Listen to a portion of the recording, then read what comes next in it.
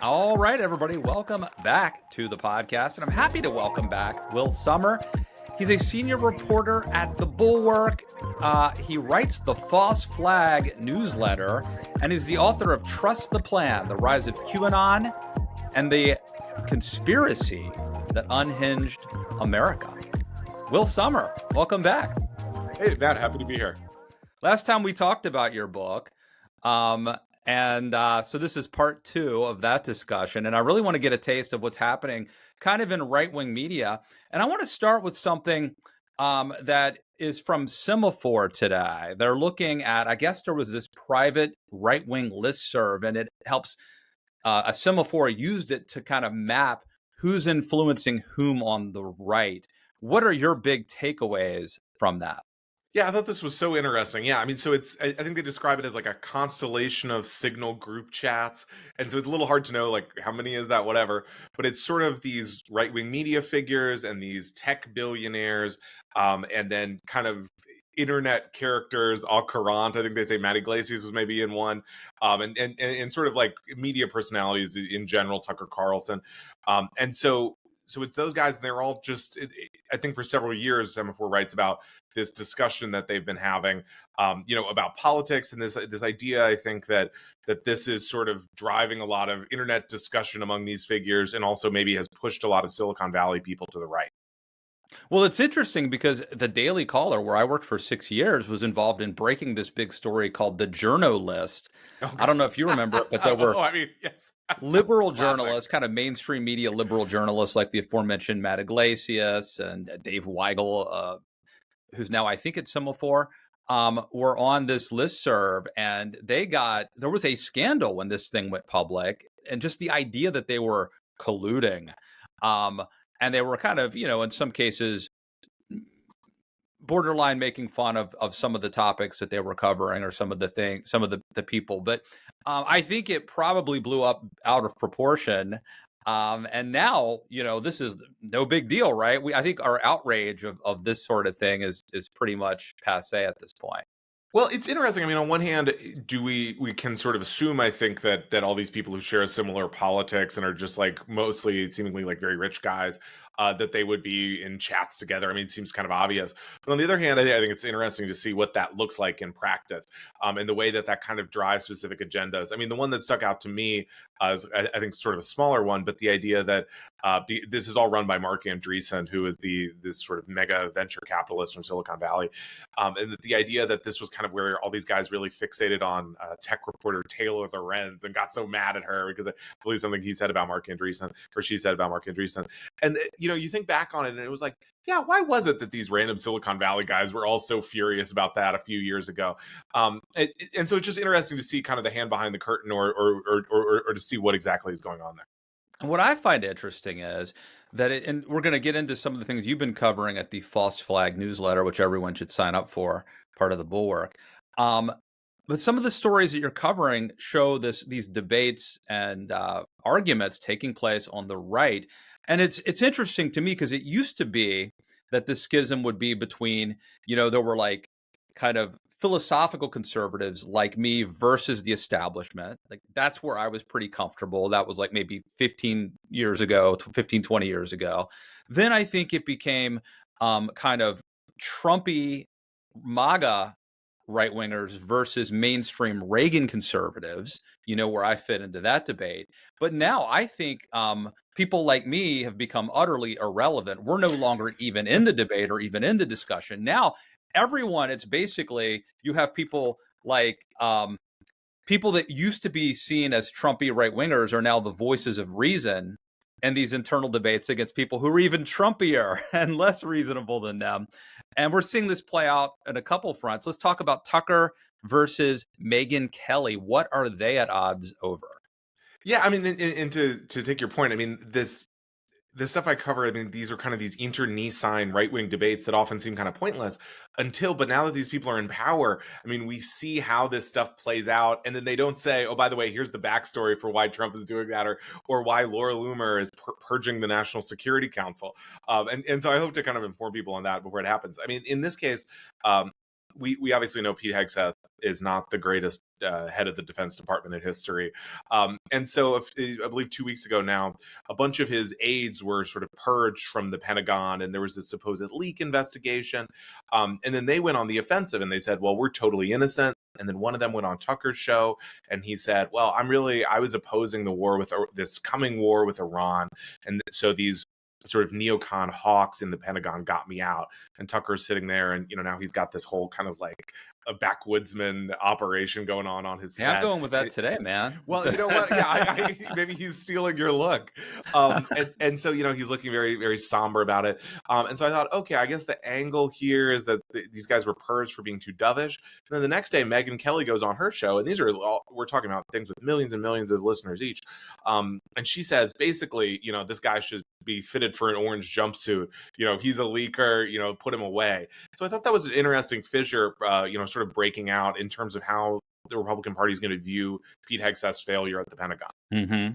And what's funny is if you are if you're somebody who was working in the administration and you're fired by Pete Hegseth and you want to sort of clear your name, the answer is not to say, hey, I'm competent, I was doing a good job, Pete Hegseth doesn't know what he's doing, or he's crazy, we're sane, we're normies.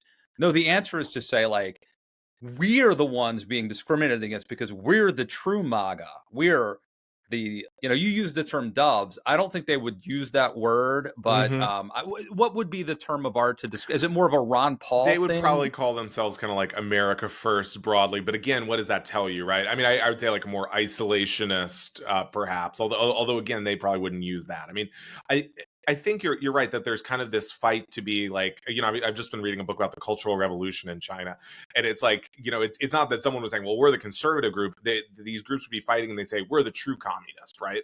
And so in the same way, I think there's this idea that, because really at the heart here is the issue that Pete Hegseth is incompetent. And so, but no one can come out and say that. And so Tucker Carlson has to say, well, this is because of these neocons who are misleading Pete. Or Megyn Kelly has to say, well, it was these guys who got purged who were kind of whispering in his ear and causing all this trouble. And it's because you can't say Pete Hegseth's incompetent, because you have to say, well, why did Trump appoint this guy? And certainly that's like looking at the sun. They can't do that. And so they're just these little narratives that emerge. I mean, I mentioned Laura Loomer purging the National Security Council. You can see the sort of the interplay between right-wing media and the administration is so close that, someone can go to Laura Loomer, or perhaps she dug this up on herself and said, well, this guy on the National Security Council used to work for Marco Rubio or what have you. That he can't really be trusted. And so then that works its way to Trump, and that guy gets purged. And so you see, it's sort of like a Kremlinology that I think we're having to rely on more and more. But the good news is, I mean, it's all in kind of the party organs, on Rumble or on X. But the people who are being purged, again, their way of clearing their name is not to say we were competent, we were serious. It's to say we're the real Trump, MAGA Trump people, because we were, against the saber rattling or starting all these forever wars. That's why we were purged.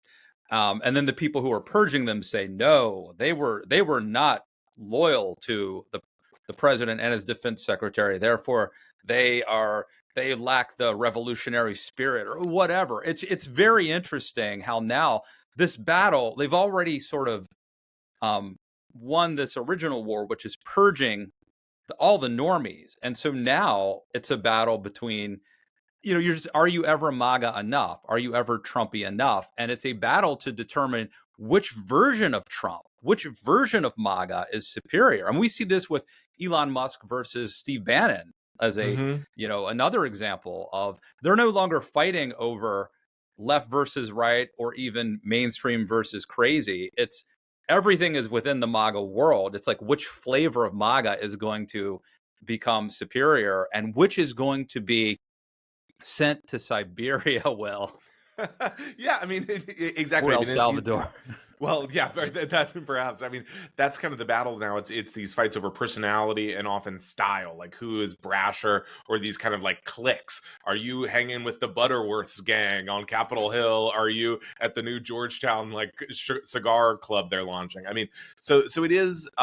It's kind of a hard world to decipher, but there's a lot of big personalities and feuds, which makes it fun to cover. Has someone done, and this is a moving target. I mean, it's evolving, so it would be hard to do it. But is there a taxonomy of MAGA or Trump where these cliques are defined and broken down?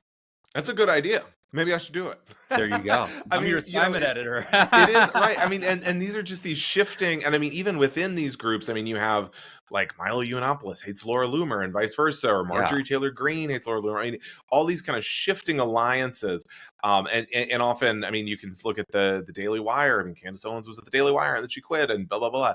So it's kind of a crazy way to run a country, I guess. Would be the way to sum it Yeah. up.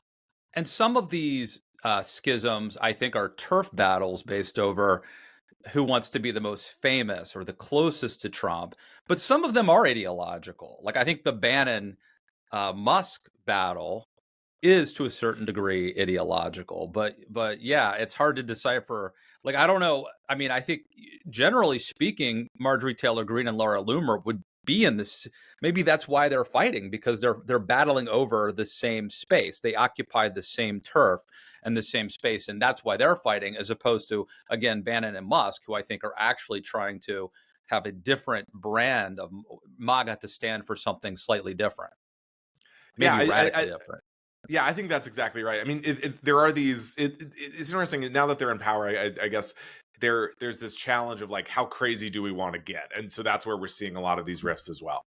And Trump, of course, doesn't. I mean, he likes these internecine squabbles and battles, partly because I don't think he has a clearly defined or coherent ideology, and partly because this is just how he likes to lead and let other people fight it out, and then at some point he may step in, or maybe not, right? But this is allowed to fester and develop because of Trump's leadership or lack of leadership style. Yeah, I mean, this is sort of a classic Trump style of letting these kind of factions emerge and letting these people fight amongst themselves. And maybe one of them triumphs, but then if their policy goes bad, he can say, well, that wasn't on me. I mean, I believe over the weekend or last week, he was asked, are we going to bring these guys back from El Salvador into the judicial orders? And he says, well, really, it's up to my lawyers. It's not on me. And so you can kind of distancing himself. I think he sees as politically useful. I think the polls maybe suggest otherwise, but Another schism are the eggheads versus the pod bros. And so you write in your newsletter about the divide and debate over Joe Rogan's guest selection. Talk about that.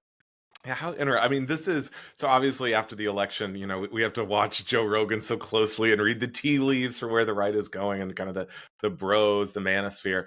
And so this is interesting. This has kind of been bubbling for a couple months since March.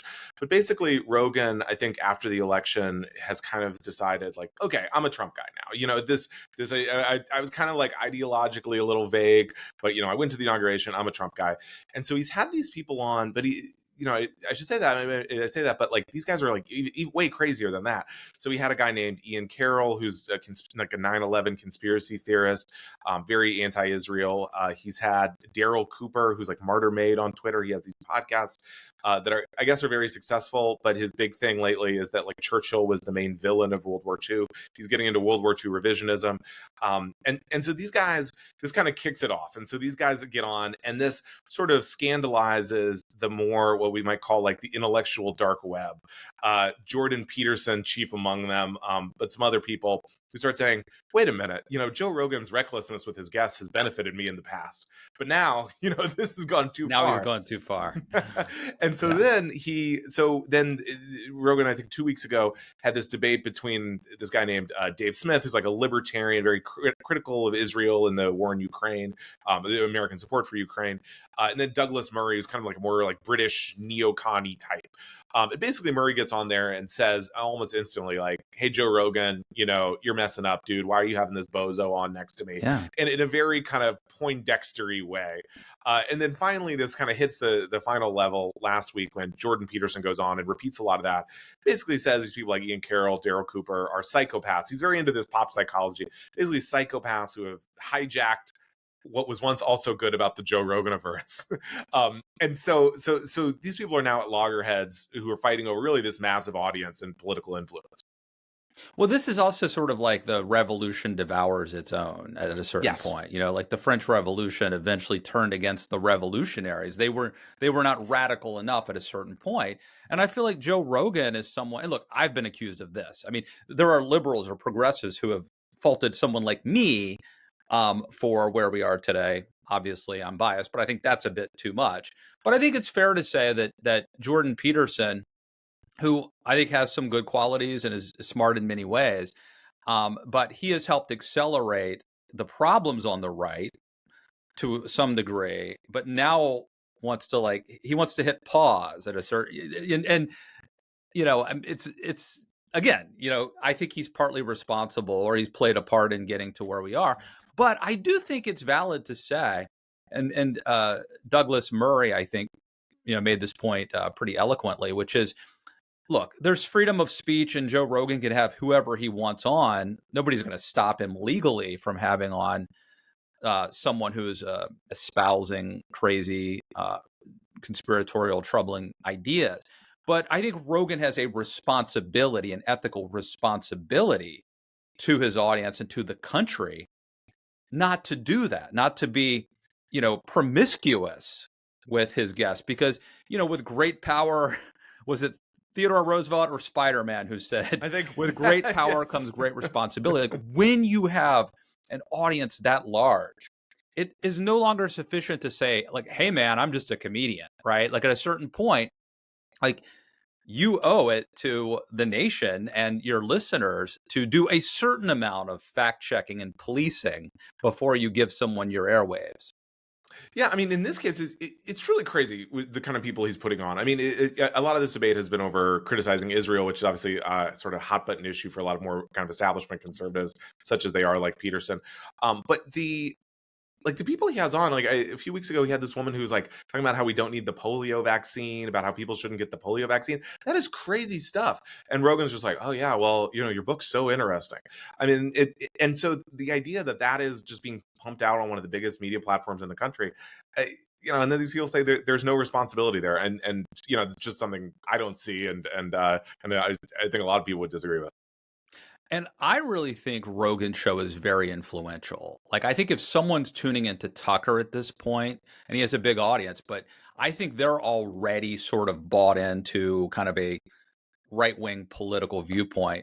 With Rogan, I think he is still reaching a lot of kind of bro-y, guys who are not necessarily that political.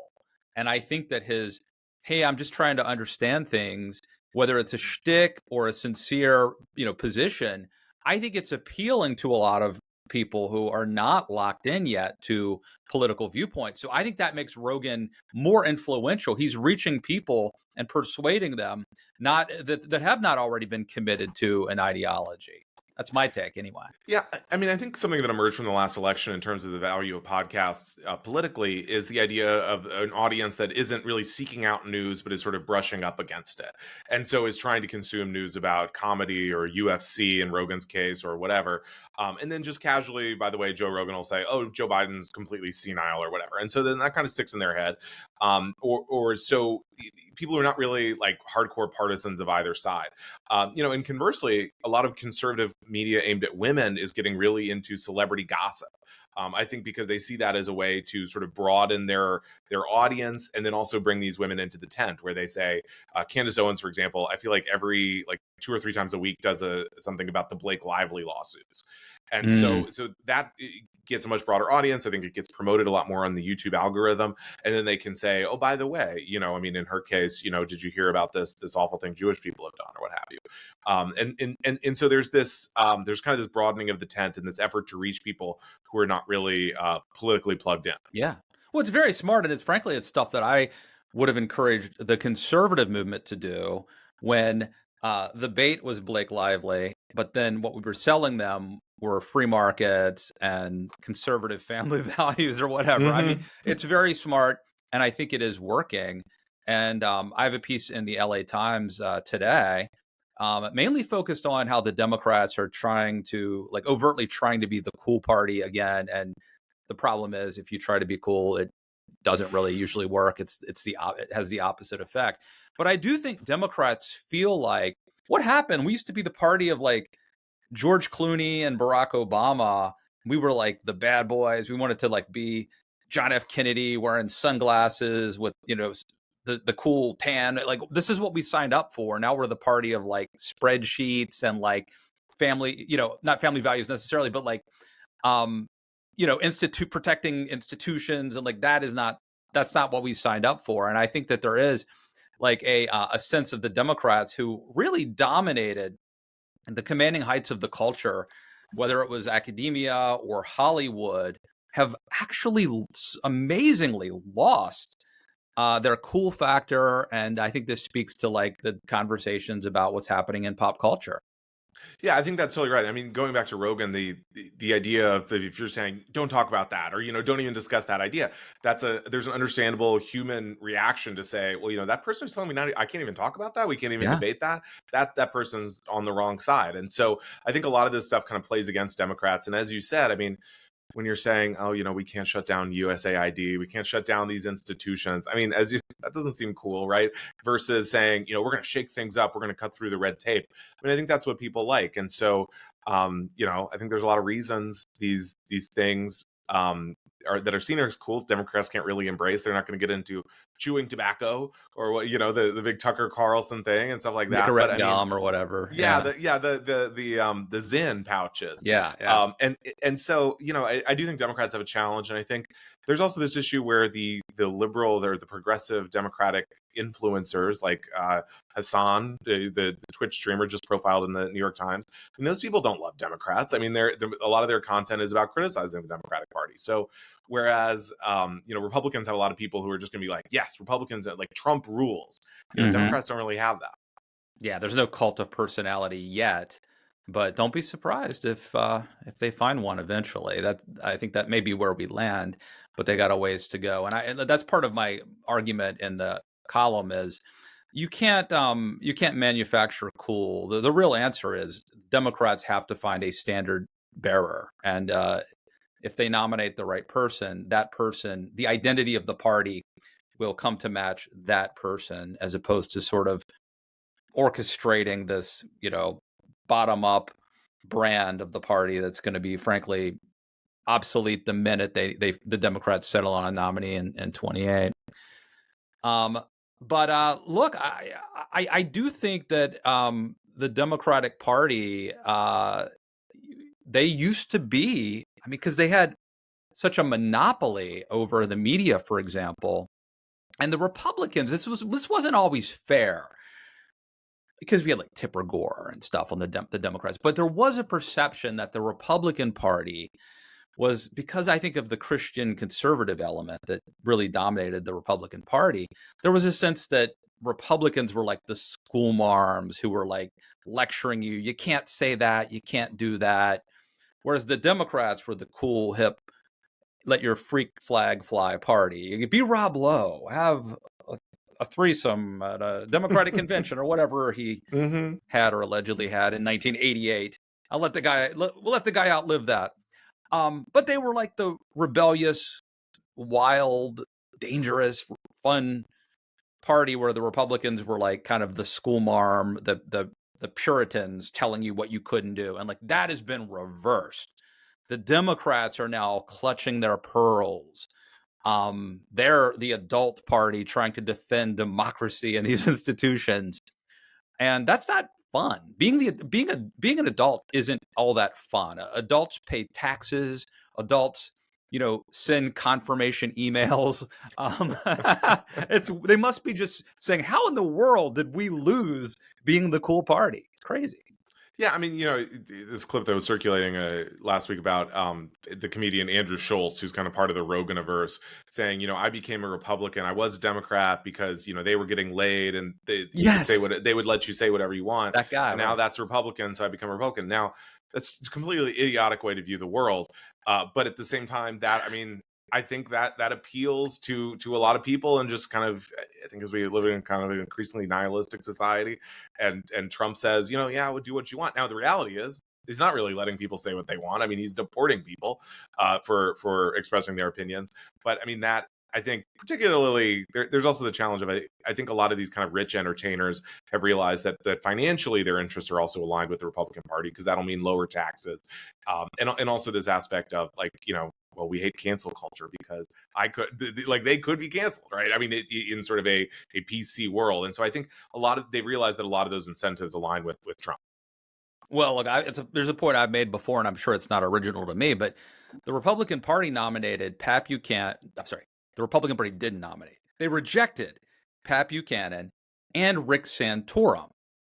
Both were populist, dare say America firsters, but they were also both devout Catholics who talked a lot about Christian conservative values. And it's interesting to me that they didn't make it. The guy who made it was a celebrity casino magnate, thrice married, Stormy Daniels, all that. Like, is it a coincidence? And you could argue Trump just had better timing. He waited till the country metastasized to a certain point that it was vulnerable for someone like him to take over the party. But I don't think it's entirely a coincidence that Buchanan and Santorum were both rejected, and Trump was able to pull it off. Yeah, I mean, exactly. I mean, he has like a certain joie de vivre about him, or a je ne sais quoi, that those guys certainly did not. And I mean, just that Andrew Schultz interview, I just think about it again, where he says, like, we know Trump's getting laid. He's got 3 baby mamas, and it's like, that's good, I guess. Is that good a selling now? point for you? Okay. Right? And so perhaps this is how our society has changed. No wonder they like Elon Musk and Well, Herschel right. Walker. And Herschel Walker.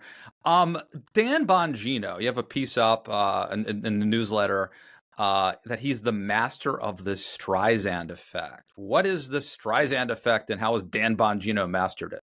Yeah, so Dan Bongino, now the deputy FBI director, previously sort of a pugilistic podcaster and talk radio guy, and so I mean that alone is crazy, right? So, but basically, the Streisand effect refers to this lawsuit Barbara Streisand had after someone, I believe, reported the location of her new house, and so because she filed a lawsuit, then suddenly a lot more people knew about the house, and so it's the idea of publicizing something.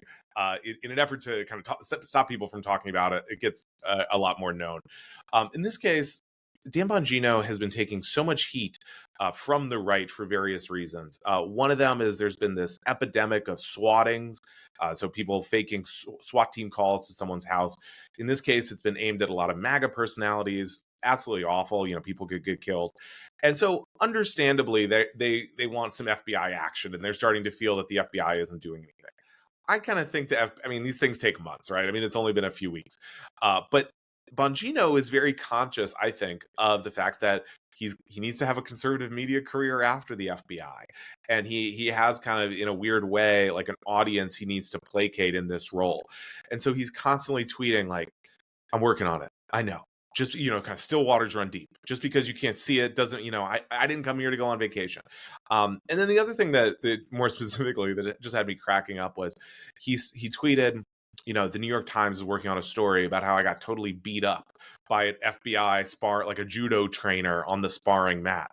The truth is, I only like sprained an ankle. I didn't get beat up. And so suddenly I became really interested in this story. I'm picturing Bruce Lee versus Brad Pitt in that yes. Once Upon a Time in Hollywood. Exactly. And so he said, this New York Times pencil neck would never understand the need to get on the judo mat. And so ultimately the story comes out.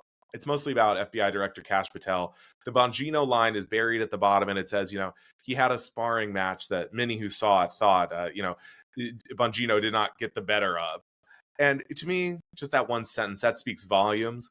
But there has to be a story that isn't getting out there. The Times didn't bother to, didn't think it was worth telling. But machismo and masculinity is so important to his brand and to MAGA that a line like that cannot go. Cannot be allowed to stand, exactly. Man. So he has to say, well, at least I'm on the mat. But he drew so much more attention, I think, to it by tweeting about it and getting everyone, at least me, like really excited to hear what had happened. Got it. Okay. So just let it go and people won't even notice it in the failing New York Times. Obviously, the backdrop here part of the backdrop is the Donald Trump, all the stuff he's doing, right? Tariffs, disappearing people. And it seems like there's like an orchestrated attempt to really, like, if you had an authoritarian checklist, of all, put Dan Bongino at the FBI, you want to take over the police, take over the intelligence community. One of the things you would want to do is tame the press, co-opt the media, intimidate the media, and that's certainly been part of it. Academia, that's another part of it. But talk, if you would, about the war on the press, and specifically, I think the latest example was the executive producer of 60 Minutes, who resigned and is criticizing, I guess, Paramount as the parent company, saying that they're basically not standing up to Trump and they're not letting him have artistic, intellectual freedom, which is a pretty major charge coming from 60 Minutes, which, or the now former executive producer of that really legacy show that has been very important for a very long time. Yeah, I mean, it's awful. I mean, the way these media companies are folding to Trump. I mean, this is 60 Minutes, sort of one of the crown jewels of American journalism. And this all dates back to an interview they did with Kamala Harris during the campaign that Trump felt was like unfairly edited to make her look better. I mean, there's really no case. The reality is it wasn't. But even if it was, what's the legal case there? There really isn't one. He's suing them for, I believe, $1 billion. And the backdrop I think here you would have to have some further, look, freedom of speech and all that, but like, if there were some in discovery, if you found some sort of evidence where somebody said, let's try to defeat Donald Trump by editing this video so Kamala Harris, looks more positive, like, there would have to be some evidence, really hard evidence, that you were trying to harm somebody. And I don't even know. And then he won the election, right? So what's the right? I don't even know. Yeah, no, completely. And so, I mean, in this case now, the backdrop is that CBS is trying to merge to be sold off. The owner of CBS and Paramount, Sherry Redstone, really wants this deal to go through. It's worth tens of billions of dollars to her personally. And so Trump is saying, well, maybe the FCC, under his kind of handpicked guy, Brendan Carr, could hold up the merger if this doesn't, if I'm still upset about the 60 Minutes thing. So they're taking it to mediation, and all the reporting suggests there's going to be a settlement soon. So they're going to pay Trump, as ABC did with a similar case with George Stephanopoulos, pay Trump or give money to his library, which presumably goes directly to Trump in some way. And so that they're folding over really doing nothing wrong. And so 60 Minutes the staff is very upset about this. And this is why all signs suggest that's why the guy in charge resigned. It's so bad because if you're just sort of watching, like if you're a small player in the media industry, let's say, and you are watching Trump go after these outlets who have incredibly deep pockets and in the past have really made a show of how deeply they care about intellectual freedom and the responsibilities of being a trusted journalist, and how we will protect our sources and even go to jail to not reveal our sources, and we took down Nixon and whatever. And then they roll over. Like, that has a chilling effect. And it's like, wow, if they were afraid of this guy, then I should be too. And it also just emboldens Trump. Like, instead of locking him up and taking up his time and energy, even if he were to prevail ultimately, if they stood up to him and sort of took one for the team, for the rest of the industry, maybe he would ultimately prevail. I doubt it, but that effort, the cost, there would be an opportunity cost there. But just by rolling over, wow, it's so bad on multiple levels. Oh, completely. And I mean, it's certainly in the CBS case. I mean, this is something that would be laughed out of court by a judge. I mean, there is no legal case there. I mean, it's essentially extortion. I mean, it is what's happening here. You look at the Washington Post, for example, which is owned by, third wealthiest person in the world, and they've been pulling their punches. Obviously, they didn't endorse Kamala Harris. They're reorienting the editorial agenda in sort of a more right-wing way. And so as you said, you look at these people with all these resources, are saying, oh boy, and I've been in newsrooms where you say, much smaller ones where people say, is this story worth the lawsuit that is going to consume a year or 2 years of our lives? And then, multiply that by the president is going to try to crush our organization, our parent company, all this stuff. And I think it's very natural and unfortunate that all these companies are likely to say, well, maybe we don't run that story. Especially when like there's a merger or something that doesn't necessarily have to be litigated. It's up to the discretion maybe of somebody in the administration whether or not to approve something, right? And then it becomes like, well, maybe it's better if we make a donation to this, and we've seen him roll over law firms. Harvard, I guess, is standing up to him, which I think is good. Because if they don't, who's next? But they're really going after anybody who could pose him problems, any institution, any segment of society that could try to be a part of the resistance. But who this might be good for is the Bulwark, actually, because if the Washington Post ain't going to stand up to him, the Bulwark seems like you're gonna. So that's a positive. Yeah, well, it's a great place to work, and I love we're on all kinds of content. We put out newsletters, we've got YouTube podcasts, all that stuff, and there's really no shortage of things to cover here from the Trump administration. Well, and there's so much. Like I saw a video of you so there's the main Bulwark podcast, right? And then there's like JVL, Sarah, and Tim have like a weekly podcast, The Next Level, I think it's called. And then there's like a bunch of stuff. There's like a secret podcast. There's like you guys are producing a ton of content now and newsletters and videos that people may not even know. Like, maybe we need to do like first a taxonomy of the Bulwark, like, charts with like, pens and, with red. No, I mean, yeah, we have a lot of great content coming out. I mean, as you said, sometimes I have trouble keeping track of it.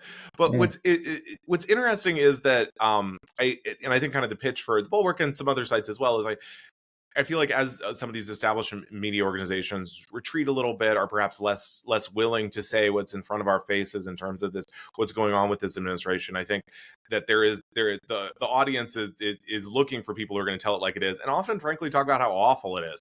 And just people in my personal life who have gotten really into the Bulwark, it is because they're just like, sometimes I just want to be mad about what's going on here, and certainly someone like Jonathan Van Last on our team is more than happy to talk about that with people. But yeah, I mean, it's kind of like a whole new media ecosystem that we're all in, and it has some downsides, as we talked about earlier on the podcast, in terms of who's getting authority, but it also, I think, has some upsides for people who are interested in kind of doing news and opinion in a new way. Awesome. Well, make sure sign up for Will's. Tell us, how can people sign up for the newsletter? Yeah, sure. So check out thebulwark.com. My newsletter's on there.